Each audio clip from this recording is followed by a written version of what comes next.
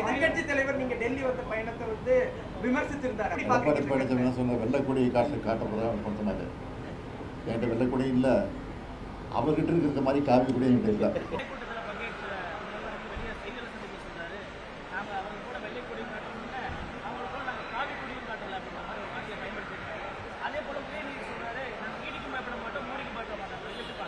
அருமையான கேள்வி. அப்ப எதிர்க்கட்சி தலைவராக இருக்கின்ற பொழுது திரு மோடி அவர்கள் வந்தபோது கருப்பல்லு நோக்கினார்.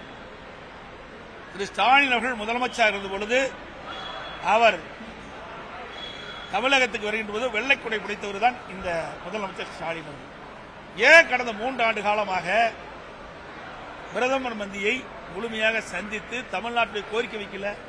இப்போ அவசியம் என்ன வந்தது? பிரச்சனை வந்துடுது. அந்த பிரச்சனைக்கு தீர்வு காண வேணும். அதன் அடிப்படையில் தான் இன்றைக்கு பிரதமரை தனிப்பட்ட முறையிலே பார்த்து என்ன பேசுறான்னு தெரியாது. அவர் சொன்னதுதான் வெளியில் வந்திருக்குது. பிரதமர் சொன்னதான் உண்மை வெளியே வரும். ஆனா இதையே ஏன் முன்கூட்டி செய்யவில்லை? இதுதான் மக்களுடைய கருத்து, எதிர்க்கட்சியுடைய கருத்து. கடந்த 3 ஆண்டு காலமாக நிதி ஆயோக் கூட்டம் நடைபெற்றுக் கொண்டிருக்கிறது. அந்த கூட்டத்தில் ஏன் கலந்து கொள்ளவில்லை? ஏன் தமிழ்நாட்டுடைய நிதியை பெறுவதற்கு பாரத பிரதமரை சந்திக்கவில்லை? இப்பொழுது அவசியம் என்ன வந்தது? பிரச்சனை வந்துவிட்டது.